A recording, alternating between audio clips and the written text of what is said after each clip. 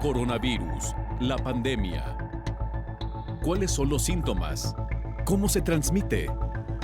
¿Qué puedo hacer para protegerme y prevenir la propagación de la enfermedad? Nuevo padecimiento que ha encendido las alarmas de los sistemas de salud. Coronavirus, la pandemia. Bienvenido a Coronavirus, la pandemia. Le recordamos que en fin de semana también tenemos programa. Hacemos una recapitulación de lo que le hemos presentado a lo largo de los últimos 5 días. Esta semana, por cierto, particularmente intensa debido a los anuncios que se hicieron sobre el inicio de los esquemas de vacunación en algunos países, particularmente en el Reino Unido. Más adelante, por supuesto, estaremos hablando de ello. Mientras tanto, vamos a Ginebra, Suiza, sede de la Organización Mundial de la Salud. Ahí se encuentra nuestra compañera Cristina Gallego, corresponsal de la agencia EFE, quien nos presenta el siguiente informe. Hola, ¿qué tal? Buenos días, Belén, y buenos días a todo el auditorio de Canal 44. Los casos globales de COVID-19 ascendieron hoy a 63.700.000, según los datos actualizados que nos ofrece la Organización Mundial de la Salud, y las defunciones superan el 1.480.000 después de los 10.000 fallecimientos reportados ayer. América supera los 27 millones de casos, Europa los 19 millones y Asia Meridional, la tercera región más afectada, los 10.900.000. En las 3 regiones se advierte cierto descenso en los casos diarios en los últimos días, más pronunciado en el continente europeo, pero se mantiene alta la curva de fallecimientos diarios. El director de Emergencias Sanitarias de la Organización Mundial de la Salud ha advertido que cuando empiece el proceso de vacunación para la COVID-19, en el que al principio se inmunizará solo a los grupos de riesgo, se espera que bajen las cifras globales de muertos, pero no las de contagios. Por esta razón, los expertos de la Organización Mundial de la Salud han apelado a la responsabilidad individual, así como a la de los gobiernos, para que continúen todas las medidas de prevención mientras las vacunas se distribuyen. Por su parte, Reino Unido ha anunciado que empezará a comienzos de la semana que viene a administrar vacunas contra la COVID-19 a los grupos más vulnerables. Ha sido el primer país en aprobarla, desarrollada por la estadounidense Pfizer y su socio alemán BioNTech. A su vez, algunas de las principales farmacéuticas que desarrollan vacunas contra la COVID-19 han asegurado que serán capaces de producir miles de millones de dosis en el próximo año si se confirman los buenos resultados de sus ensayos clínicos y obtienen aprobaciones gubernamentales. Fuentes de la Organización Mundial de la Salud han afirmado que esta vez la ciencia está siendo pionera en intentar distribuir las nuevas vacunas de forma equitativa en todo el mundo antes incluso de que se desarrollen por completo. Como dato importante, la organización ha emitido nuevas recomendaciones sobre el uso de mascarillas protectoras y desaconsejan el uso de aquellas que tienen válvulas.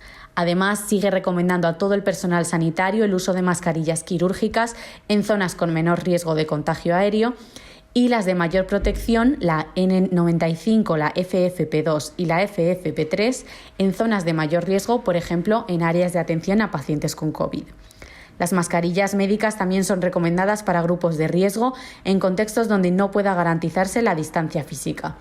Para el público general, en zonas de transmisión comunitaria del coronavirus, la Organización Mundial de la Salud recomienda el uso de mascarillas no médicas, por ejemplo las de tela. Este tipo de mascarillas tendrían que tener 3 capas, una exterior impermeable, una interior que permita el paso de la humedad y una intermedia filtrante. Reportó desde Ginebra Cristina Gallego para el programa Coronavirus, la pandemia. Esta semana también otro anuncio llamó particularmente la atención. Venía de la Organización Mundial de la Salud respecto al medicamento conocido como Remdesivir. Y es que este fármaco está siendo utilizado de manera generalizada en los hospitales de Estados Unidos, particularmente para pacientes graves. La Organización Mundial de la Salud ha alertado sobre el no uso de este medicamento.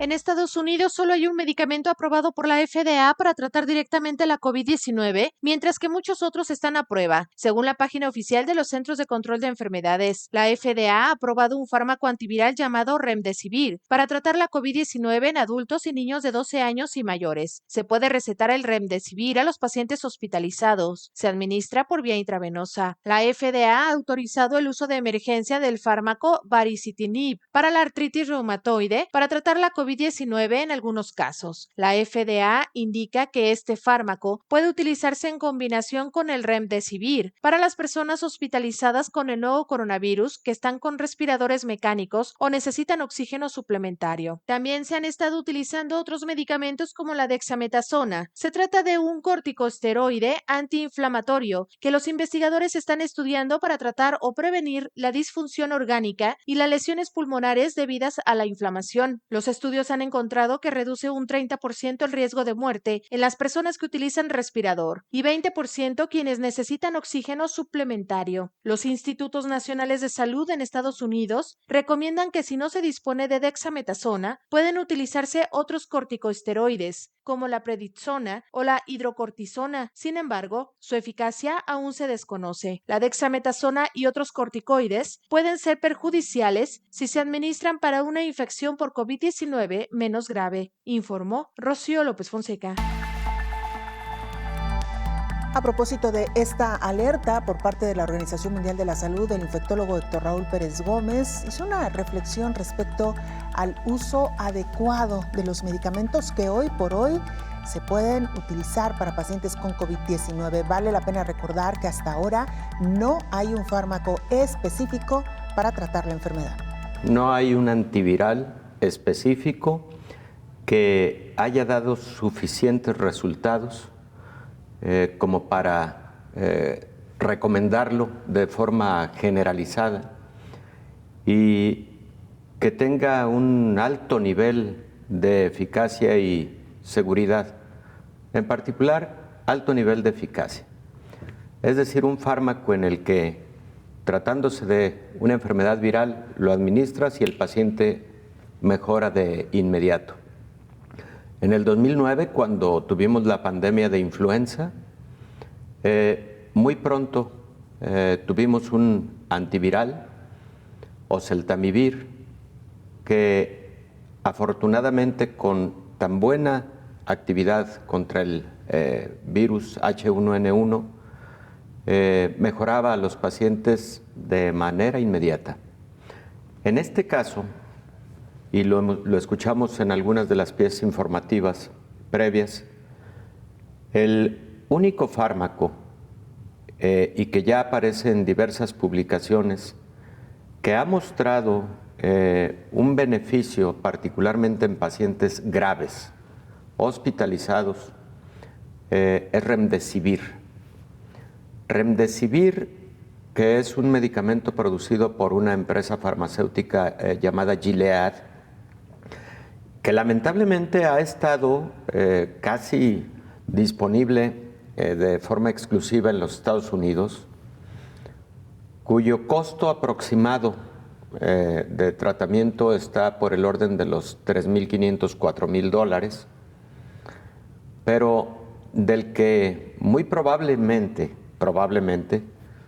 se escucha mucho que existe especulación y un sobreprecio en lugares en donde se ha tenido algún acceso adicional al Remdesivir. Pero mira, Belén, de hecho, creo que Rocío nos informó sobre el punto específico de el comparativo entre Remdesivir y el no utilizarlo en pacientes hospitalizados graves, y lo que demostró fue una reducción aproximadamente del 5% de la letalidad en pacientes intubados, en pacientes graves, críticos, y también redujo el tiempo de estancia hospitalaria en pacientes graves en aproximadamente 8 días, comparativamente con quienes no recibieron Remdesivir. Para decirlo de una manera muy práctica, cuando nos referimos a un grupo que lo recibió y otro grupo que no lo recibió, hay que aclarar que en ambos grupos los pacientes estuvieron recibiendo soporte hospitalario con otros fármacos, evidentemente los que requirieron intubación endotraqueal y ventilación mecánica asistida estuvieron como tal perfectamente respaldados. Y otros medicamentos como antiinflamatorios, por ejemplo, los pacientes que requirieron anticoagulantes los recibieron, etcétera, pero un grupo recibió Remdesivir, el otro no recibió Remdesivir. Las diferencias, entonces, sí fueron estadísticamente significativas a favor de Remdesivir, pero ojalá y hubiéramos tenido una reducción, por ejemplo, del 50% de la mortalidad. Ojalá y hubiéramos tenido una reducción del 50% de la estancia hospitalaria, o hubiéramos tenido una reducción del 50% de la posibilidad o riesgo para llevar a un paciente a intubación endotraqueal. No, realmente fueron porcentajes modestos de la diferencia entre los dos grupos. Ahora, acaban de aparecer la semana pasada los reportes definitivos, Belén, de la utilidad de hidroxicloroquina en la modalidad de tratamiento y de hidroxicloroquina en la modalidad de profilaxia post-exposición. Voy a empezar por este último, si me lo permites. Frecuentemente te preguntan las personas que han tenido contacto con un paciente con COVID: oiga, doctor, ¿debo tomar algo para protegerme? No tengo ningún síntoma, pero sí tuve contacto, mi hermano tiene COVID, entonces, ¿debo tomar algo para reducir ese riesgo? En ese aspecto es exactamente en el que se estudió hidroxicloroquina, como profilaxis post-exposición. Y los resultados fueron definitivamente desalentadores en ese sentido. Hidroxicloroquina no redujo el riesgo de quedar infectado a partir de un caso índice. Hacemos nuestra primera pausa, regresamos con más información a este programa especial de Coronavirus, la pandemia.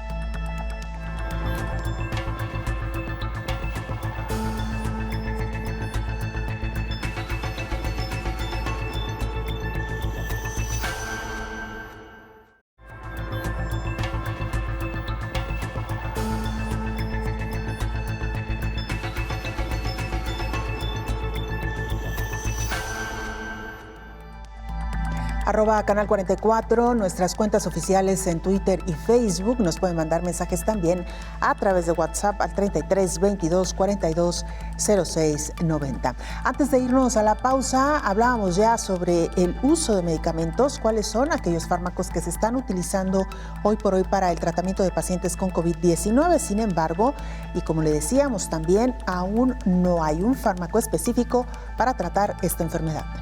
En 337 días se ha desvanecido la fórmula mágica para lograr tener el tratamiento efectivo y de calidad que ayude a mejorar la salud de las personas que enferman de manera grave por COVID-19, enfermedad causada por el virus SARS-CoV-2. Han transcurrido 11 meses y del centenar de estudios para tener el fármaco quedará como una tarea pendiente este año. A mediados del 2020 fueron identificados más de una veintena de medicamentos para tratar COVID-19 y bloquear la replicación del nuevo coronavirus, además de las moléculas antivirales que se analizan.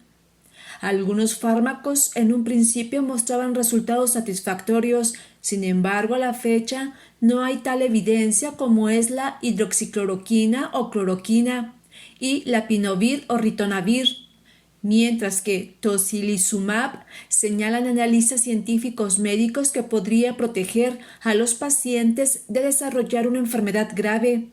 Este fármaco bloquea la proteína IL-6 que desencadena una inflamación. Este nivel se indica es alto en muchos pacientes con COVID-19 y el sistema inmunitario en general parece estar hiperactivo en quienes presentan cuadros más graves. Además, con el tocilizumab se menciona que pacientes con COVID-19 tratados tenían menos riesgo de ventilación mecánica y morir. Sin embargo, aún no hay estudios que avalen la efectividad. En cambio, los esteroides se ha usado para casi todos los pacientes con COVID-19, como es la dexametasona. Al parecer disminuyó la mortalidad en 17%, casi al mes de hospitalización. Por otro lado, el plasma convaleciente señalan que aún es pronto para emitir una certeza científica. Y el Remdesivir se indica que baja la estancia hospitalaria, es en pacientes que requieren oxigenación suplementario antes de usar la ventilación mecánica. Esto redujo la mortalidad y acortó el tiempo de recuperación promedio en menos de 15 días. Por último, los inhibidores de la ECA o bloqueadores de los receptores de angiotensina incidieron en los niveles de las proteínas AC2, el receptor del SARS-CoV-2 en la superficie de las células del cuerpo. Esto es que crecerían los puntos de entrada para que el virus afectara las células y por lo pronto agravaría las nuevas infecciones por coronavirus. A 28 días de llegar al primer año del surgimiento del nuevo coronavirus, aún existe incertidumbre del sistema de salud mundial a no encontrar el medicamento eficaz para salvar o prolongar la vida de los pacientes que enferman de manera grave por COVID-19. Aunque este virus trata de desviar a la ciencia con sus múltiples micromutaciones, la comunidad científica internacional sigue su hilo para borrar su gran poderío. A la fecha, las terapias como son los esteroides y el Remdesivir son la fuente de tratamiento que hasta el momento se tiene para salvar de COVID-19. Informó Isaura López Villalobos. Esta semana viajamos a Italia, lo hicimos de la mano de nuestra compañera Virginia Hebrero, corresponsal de la agencia EFE.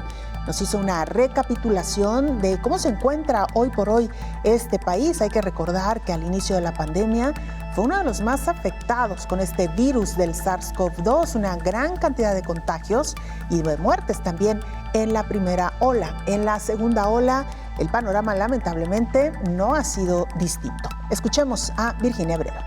Aquí el gobierno italiano está estudiando qué normas va a imponer para el periodo navideño y lo que parece cada vez más probable es que no se van a relajar las medidas que rigen actualmente. Y la Navidad será este año, como recalca el primer ministro Giuseppe Conte, unas Navidades sobrias y diferentes. El nuevo decreto que debe entrar en vigor el 4 de diciembre todavía no está terminado, pero los medios italianos y los responsables políticos van adelantando cada día algunos aspectos.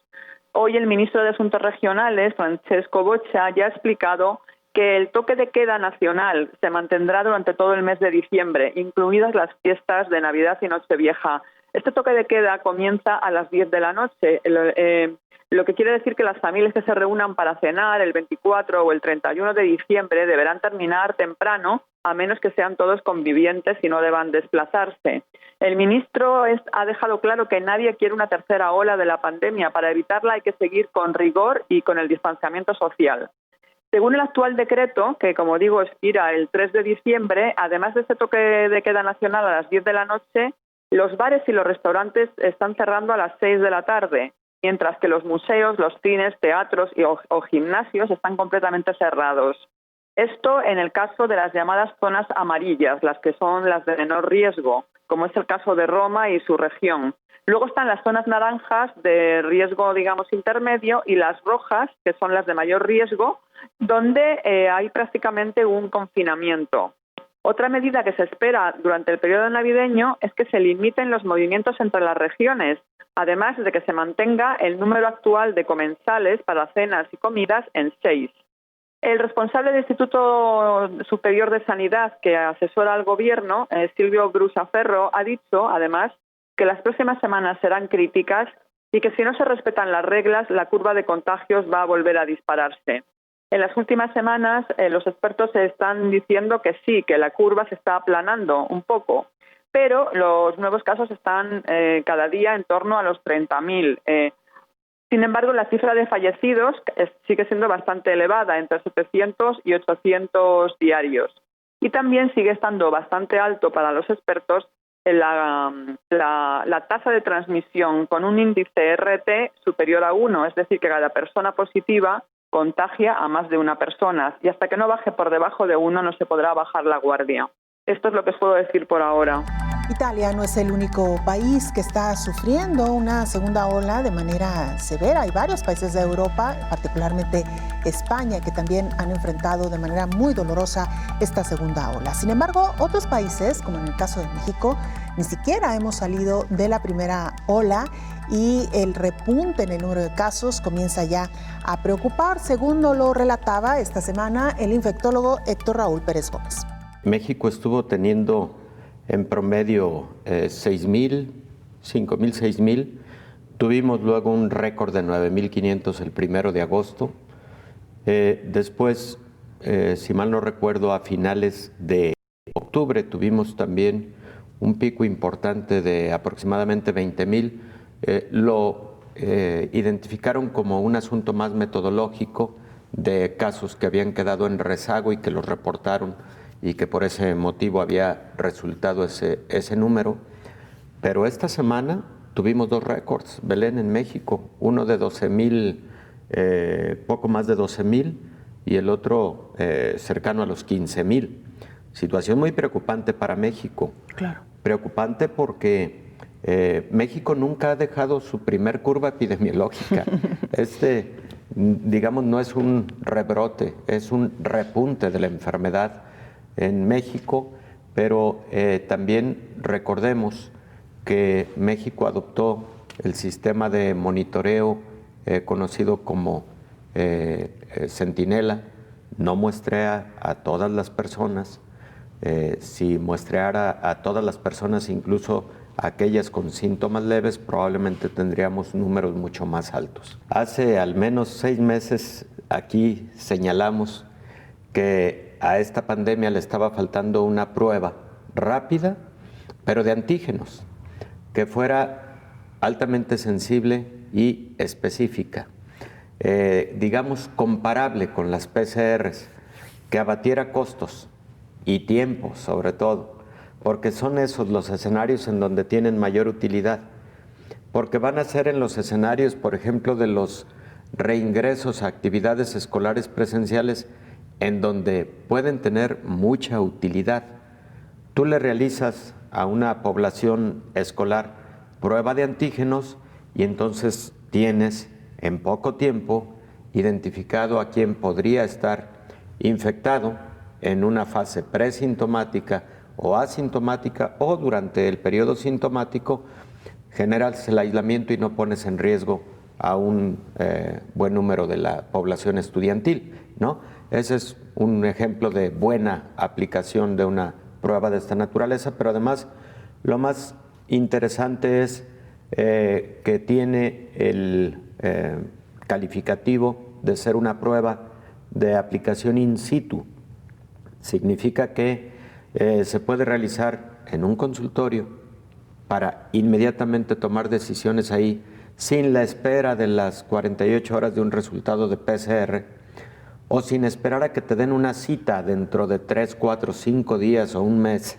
Exacto. Bueno, un mes es mucho, pero para realización de PCR, y sin tener que esperar un resultado durante tanto tiempo. Tú puedes entonces tomar rápido decisiones de aislamiento y también decisiones al respecto de los familiares y convivientes de ese paciente en cuestión. Los estudios que hasta ahora se han llevado a cabo con ese propósito exactamente de profilaxia posexposición no demuestran resultados con hidroxicloroquina, por ejemplo, o con acitromicina, por ejemplo, ni siquiera con vitamínicos, por ejemplo, por lo que la Organización Mundial de la Salud, de hecho, en una publicación del día 23 de noviembre, hace escasos 7 días, señala que no hay, por ahora, una indicación de utilizar profilaxia post-exposición que haya sido científicamente probada. Hacemos una pausa, regresamos con más información.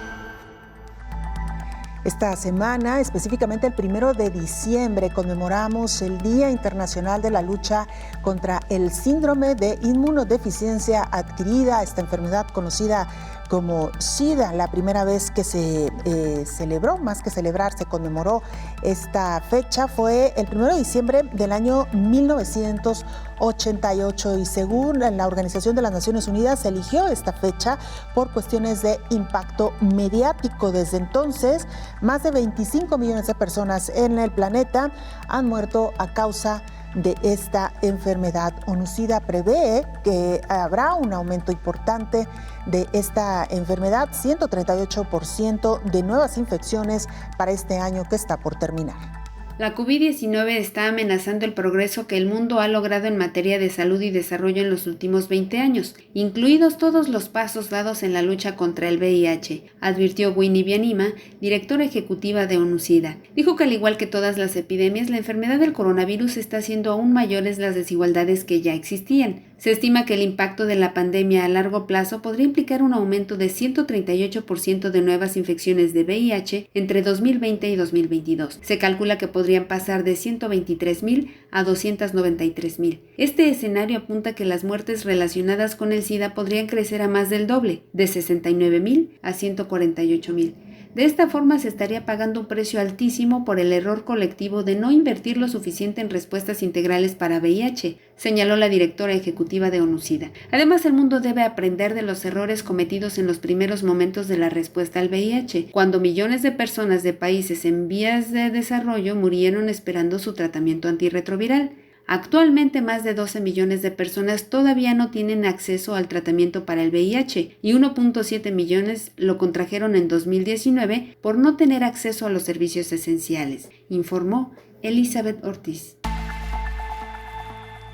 A propósito de esta fecha, invitamos a esta mesa de trabajo a la infectóloga Tania Holguín Aguirre.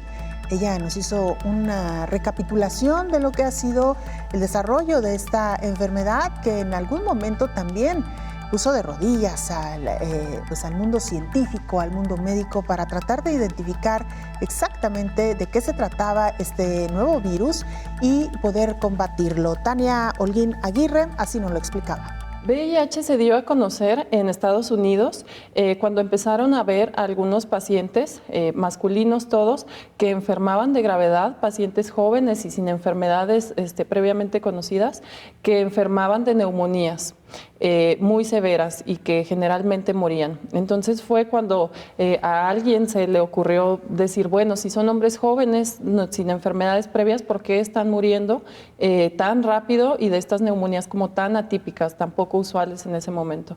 Y entonces fue cuando se determinó que todos ellos estaban pasando por un estado de inmunosupresión y tenían algunas características en común, algún círculo social y eran todos hombres que tenían sexo con hombres. Y entonces fue como surgió la investigación del virus. En ese momento lo que se sabía era que el virus se transmitía por vía sexual y que algo provocaba en el sistema inmunológico que hacía que los pacientes quienes lo padecían cayeran en enfermedades infecciosas poco usuales, algo poco conocido.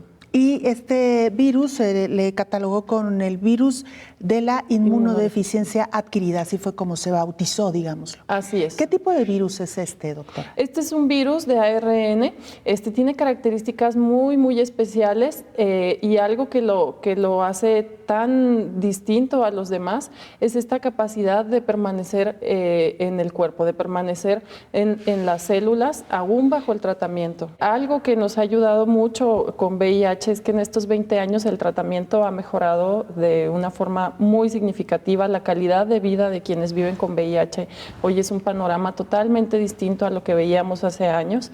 Sin embargo, sí, no hay una vacuna todavía y para muchos investigadores, para mucha gente, ha sido comparable esta epidemia. Estas dos epidemias tienen algunas situaciones que nos podrían, la epidemia de VIH tiene algunas situaciones que nos podrían ayudar a sobrellevar esta pandemia por COVID. ¿Cuáles serían esas condiciones, doctora? Sobre todo es como esta conciencia personal. Es esta conciencia de puedo estar enfermo, debo hacerme pruebas para saber si estoy enfermo y debo tener comportamientos que me lleven a mantener seguros al resto de las personas.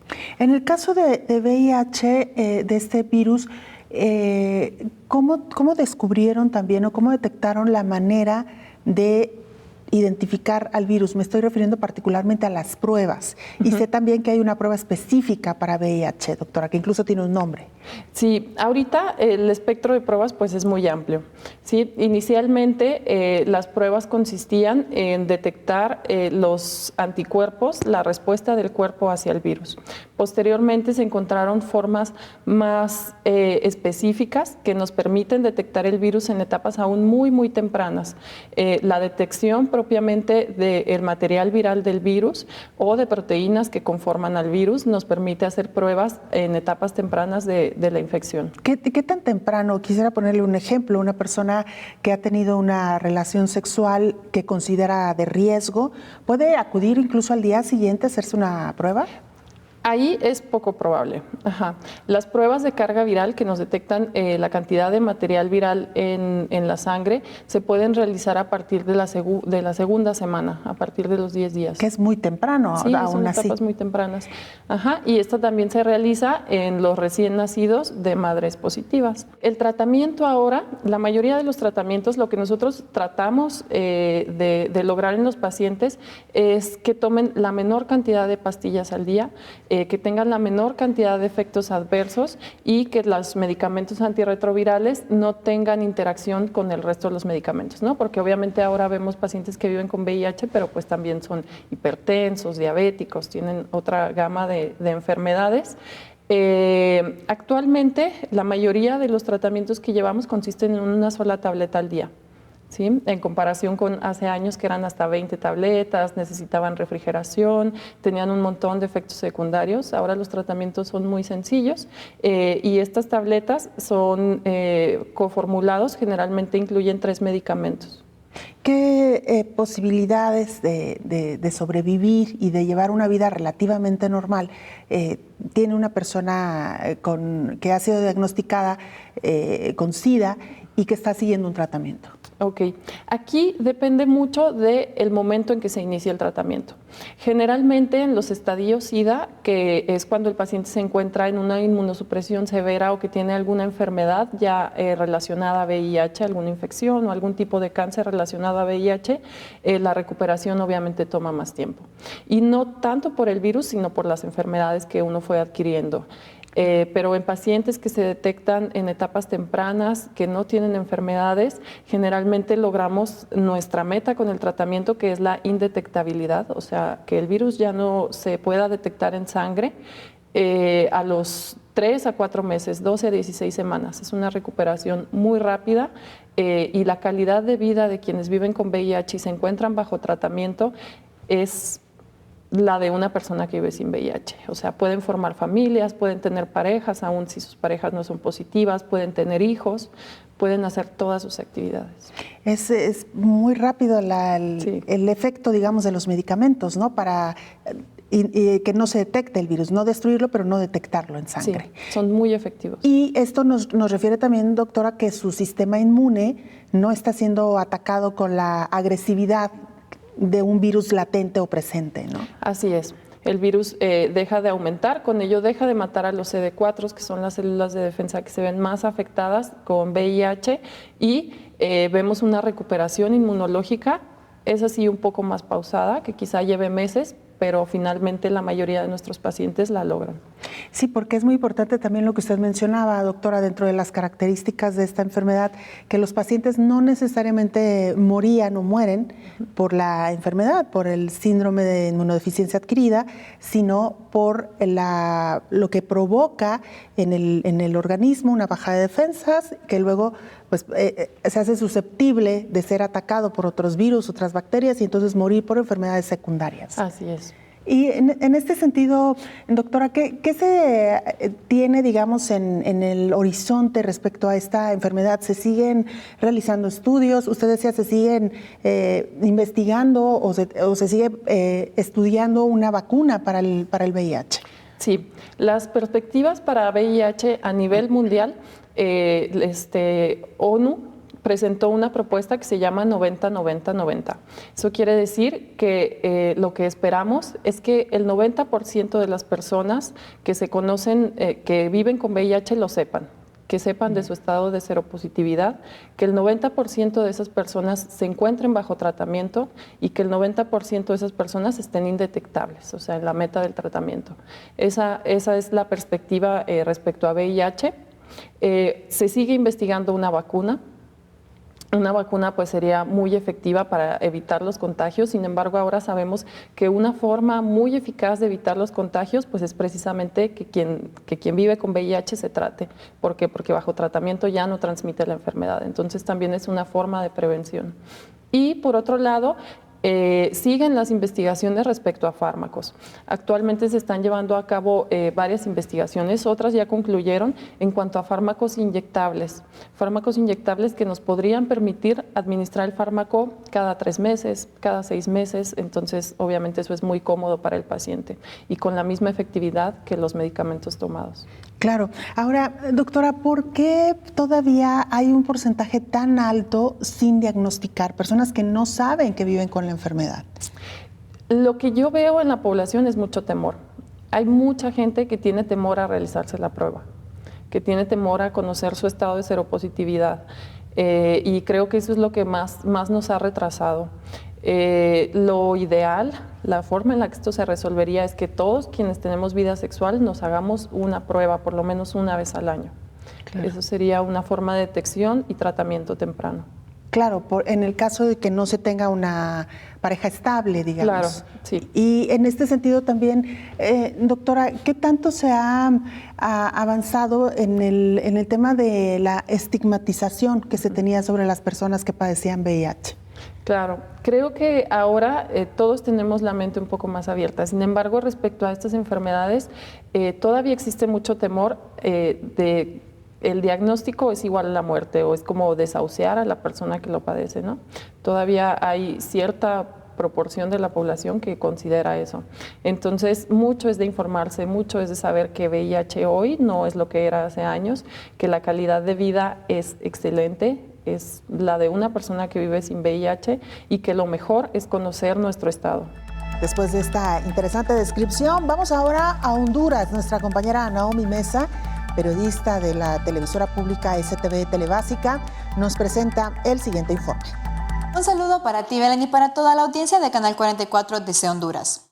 Los casos de COVID en el país siguen ascendiendo. Esta pasada semana cerramos con más de 107.800 casos, con el lamentable deceso de más de 2.900 hondureños por COVID, pero también se reportan más de 47.600 personas recuperadas. Se espera que entre junio y agosto del próximo año 2021 se estén recibiendo las vacunas contra el COVID-19 en nuestro país. Aunque hasta el momento no se tiene una vacuna aprobada por la OMS, ya hay en existencia 3 posibles vacunas que podrían estar siendo distribuidas a los países. El tiempo normal de la creación de una vacuna se estima que es de 10 años. Sin embargo, la vacuna para el COVID se ha realizado en 1 año. Ya se tiene 3 posibles vacunas, una alemana y una estadounidense con el 95% de efectividad y otra estadounidense con el 94.5%. Sin embargo, se dice que tanto Honduras como otros países latinoamericanos tendrán cierta dificultad al almacenar estas vacunas, ya que se deben almacenar entre 20 y 70 grados centígrados bajo cero, por lo que se espera que se realice una vacuna que sea apta para el almacenamiento más sencillo. Sobre este tema, la jefa del Laboratorio Nacional de Virología, Mitzi Castro, propuso mantener la circulación de la población sin restricciones en medio de la pandemia del coronavirus que vive en el país, ya que argumentó que el virus vino para quedarse y que además hay que aprender a vivir con él, por lo que no ve conveniente volver a confinar a la población. Por otro lado, debido a los problemas ocasionados por los huracanes que recién pasaron por nuestro país, una defensora de derechos humanos dio a conocer que existe la posibilidad de que 2 nuevas caravanas de inmigrantes se preparen para salir del país, con el propósito de llegar a Estados Unidos.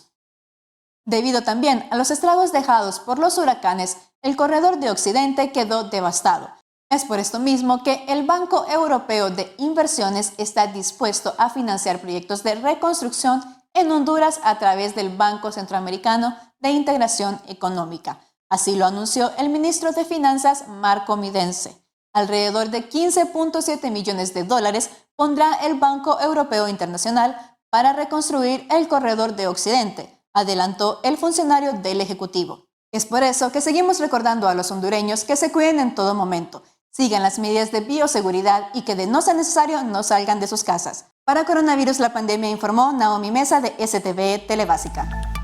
Hacemos una pausa breve, regresamos con mucha más información.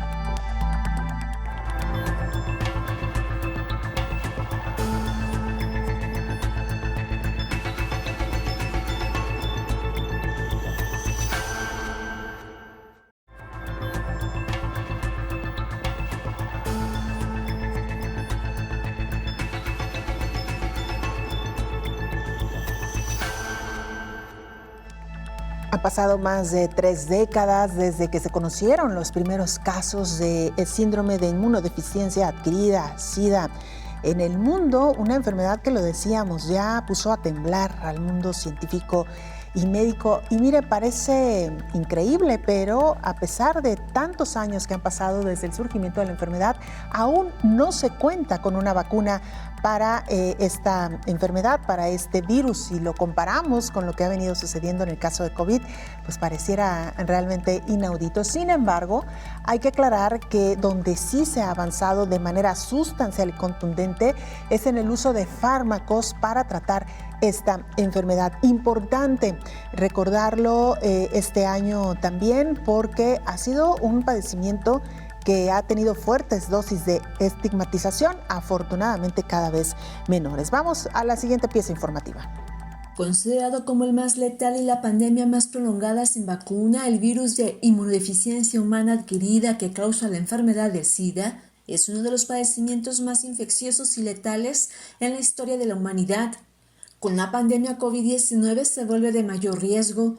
Los objetivos 2020 de UNO-SIDA podrían no cumplirse debido a la suspensión de lineamientos y programas e inversión durante estos meses transcurridos. La alerta por VIH-Sida y COVID-19 es latente. Estas enfermedades cursan en medio de una gama de infecciones emergentes y reemergentes, resistencia antimicrobiana, enfermedades crónicas degenerativas, cáncer y farmacoresistencia que ponen en mayor riesgo la salud de la población mundial.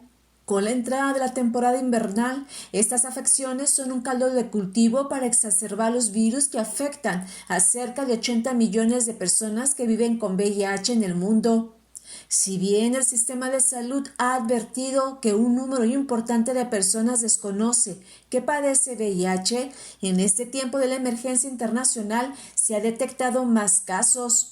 Ante el temor de tener SARS-CoV-2, las personas acuden a realizarse la prueba PCR y al ofertar la prueba rápida de detección de VIH se dan cuenta de que cursan con el virus de inmunodeficiencia humana, una situación que ha sorprendido a los sistemas de salud al identificar en este 2020 más casos. En el último informe de UNO-SIDA, denominado COVID-19 y VIH, Momento, Epidemias, Oportunidades, se enfoca a aprender, potenciar y construir nuevos horizontes, consolidar un sistema efectivo, inclusivo, equitativo y con suficientes recursos en el sistema de salud.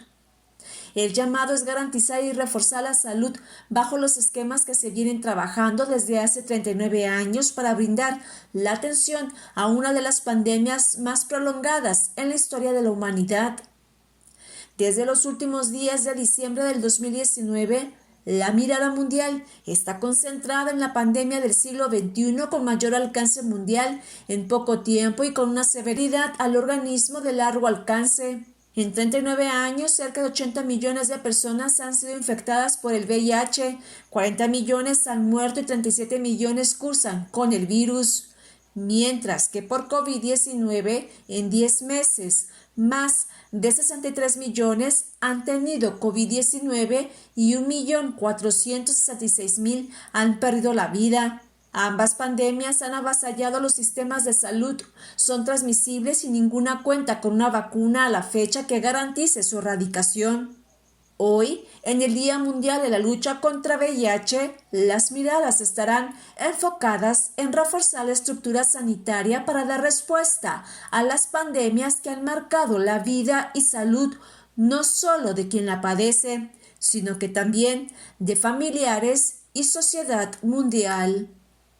Informó Isaura López Villalobos. Importante pues recordar que una persona que ha sido contagiada con el virus del VIH puede llevar hoy por hoy una vida normal, nos lo han explicado ya los expertos, puede incluso formar una familia y no contagiar a su pareja, es decir que hoy por hoy estas personas deben ser integradas a la sociedad y no ser estigmatizadas ni tampoco discriminadas. Muy importante lo que han hecho la comunidad médica y científica a nivel mundial para poder garantizar una vida prácticamente normal a aquellas personas que viven con el síndrome de inmunodeficiencia adquirida. Y mire, a propósito de este tema, la doctora Tania Holguín Aguirre, infectóloga, también nos habla de los avances, pero también hay que decirlo de los riesgos que hoy por hoy vive una mujer que es portadora del virus y que está embarazada. En todas las instituciones de salud, en cuanto llega una mujer embarazada, una de las situaciones que primero hacemos es hacerle prueba. Se hace, sus estudios generales, prueba para sífilis y prueba para VIH. ¿Por qué? Porque de esta forma detectamos a etapas tempranas del embarazo quién vive con VIH. En ese momento, cuando una mujer se detecta viviendo con VIH y no se conocía con esta condición, se inicia tratamiento. Se inicia tratamiento y desde este momento se planea cómo será la resolución del embarazo. Generalmente se resuelve por cesárea, si la madre no estaba bajo tratamiento y si el bebé será candidato a recibir algún tratamiento al nacer. Si la madre no se trata, la incidencia es alta, las posibilidades son importantes. Es por eso que procuramos hacer pruebas a todas las mujeres embarazadas. La cesárea es el método más seguro en mujeres que no recibían tratamiento. En aquellas que ya tenemos bajo control, que están indetectables, el parto se puede llevar a cabo de forma segura, sin problema. Y en el caso de las mujeres que inician tratamiento, ¿tiene alguna consecuencia, puede tener alguna consecuencia los fármacos en el desarrollo del bebé? No, ahora sabemos que hay medicamentos muy seguros para el embarazo que penetran de forma adecuada a la barrera placentaria, es decir, que llegan al bebé en buenas concentraciones sin efectos secundarios para el producto. COVID, ha venido a cambiarnos a todos la vida. Creo que también es otra de las partes que hay que aprender de VIH, ¿no? Cuando apenas inició, que estábamos entendiendo al virus, cómo se comportaba, cómo se transmitía, qué ocasionaba, pues obviamente esto causaba temor, mucho temor, tanto en la comunidad médica como en la población. Entonces, aquí lo más importante, lo que podemos aprender de VIH, pues informarnos, ¿no? Buscar esta información verídica, buscar fuentes confiables para tener información útil que nos sirva para evitar contagios, para cuidar de nosotros, de nuestra comunidad y evitar la estigmatización, porque también es algo que hemos visto con COVID, que aquellos que lo padecen o que están en contacto con pacientes COVID, de alguna forma son como excluidos o incluso violentados en algunos lugares. Bueno, lo vimos con la comunidad médica, doctora, ¿no? Al principio de esta pandemia, reacciones realmente reprobables de algunas personas. Doctora, y en medio de esta pandemia de COVID-19, ¿cómo se ha abordado o cuidado el caso de las personas que ya fueron diagnosticadas con SIDA? Lo que nosotros hemos tratado desde que empezó la pandemia es de mantener a nuestros pacientes informados, que aquellos que ya se encuentran bajo tratamiento se surtieran de medicamento para que tuvieran que asistir menos al hospital, que no estuvieran saliendo de casa, insistirles en que estamos en un momento en que dejar el medicamento o abandonar el tratamiento no es una opción, que es cuando más hay que cuidarse. Y hemos invitado al resto de la población a hacerse pruebas y que aquellos que ya se conocían seropositivos y no están bajo tratamiento lo inicien y el resto de la población que cheque su estado de salud también para incluirse en los tratamientos. En el caso de una persona que tiene el virus de inmunodeficiencia adquirida, el VIH, perdón, y cursa por una enfermedad como COVID, ¿cuál es el comportamiento del organismo, doctora? Afortunadamente, en los pacientes que se encuentran bajo tratamiento, hemos visto que el curso de COVID no ha sido distinto. Es decir, VIH no es un factor de riesgo ni para infectarse por COVID ni para desarrollar una enfermedad grave por COVID. Generalmente las personas que se ven más afectadas por el virus de COVID son adultos mayores, personas que padecen enfermedades crónicas, sobre todo diabetes, hipertensión, enfermedad renal. Entonces tenemos pacientes obviamente que también son diabéticos, hipertensos, obesos. Son ellos los que podrían verse más vulnerados o a presentar enfermedad severa por COVID. Pero en los casos que hemos tenido de pacientes que viven con las dos enfermedades, no hemos visto una gravedad, no hemos visto que la enfermedad sea más severa, más grave o que se comporte de manera distinta. Estamos hablando de los pacientes que están en tratamiento y debidamente controlados. ¿Qué pasaría, por ejemplo, con alguien que no sabe que tiene el virus de VIH y que enferma por COVID? ¿Les ha tocado algunos casos, doctora? No hemos visto pacientes con estas características. Estamos aprendiendo todos día a día con COVID. Tampoco en algunas otras cortes internacionales que se han publicado en países como España, que ha hecho varios estudios con su población que vive con VIH o con pacientes que no se conocían viviendo con VIH, tampoco se ha demostrado que haya una enfermedad más severa por COVID. Debe continuar su tratamiento de forma normal. Pues sabemos que no hay un tratamiento propiamente para COVID. Hay algunos fármacos que han mostrado beneficio en enfermedades moderadas y graves, pero el tratamiento de VIH continúa de la misma forma. En el caso de VIH, doctora, y siguiendo un poco con estos paralelismos de lo que ha sido el virus del SARS-CoV-2, ¿ha habido mutaciones para el caso de VIH? Para VIH sí, para VIH hay mutaciones. Hay distintos subtipos de virus y también ha habido mutaciones para los medicamentos. Al inicio los medicamentos, digamos que tenían menos potencia. El virus tendía a hacer mecanismos de defensa contra los mismos medicamentos. Entonces sí, hemos visto pacientes de los que se encuentran bajo tratamiento ya desde hace muchos años y que tienen algunas mutaciones para fármacos que, afortunadamente ahorita podemos omitir, podemos usar nuevos fármacos y de esa forma controlar el virus. Es decir, una especie de resistencia. Resistencia, como lo que hacen las bacterias hacia los antibióticos, VIH lo hizo para algunos antirretrovirales. Pero hoy, como usted dice, hay una gama más amplia, entonces se pueden sustituir. Sí.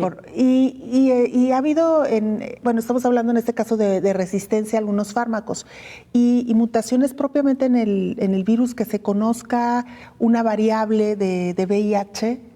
Sí, hay varios tipos de virus, se distribuyen de distinta forma en el mundo.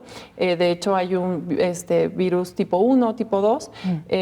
Afortunadamente, no hemos visto mutaciones tan severas que no podamos combatir con los medicamentos. Hay pacientes a los que sí les tenemos que armar esquemas de tratamiento que desafortunadamente tienen que consistir en más pastillas al día, más tomas, por las combinaciones que debemos hacer para evitar algunos medicamentos, pero bueno, eso no impide que haya opciones de tratamiento. Claro. Ahora, doctora, el virus del VIH, nos decía usted al principio, ¿es de qué tipo? Es un virus de ARN. ARN. ¿Es diferente del virus de COVID, del SARS-CoV-2?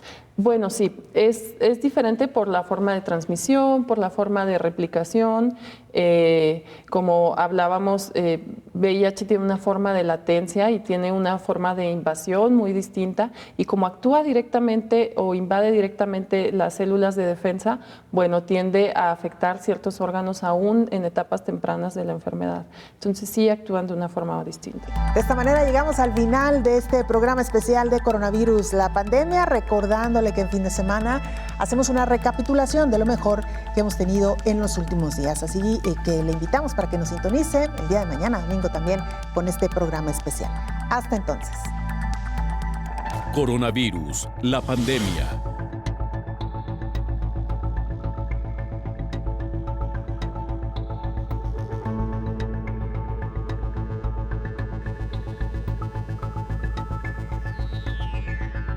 Coronavirus, la pandemia.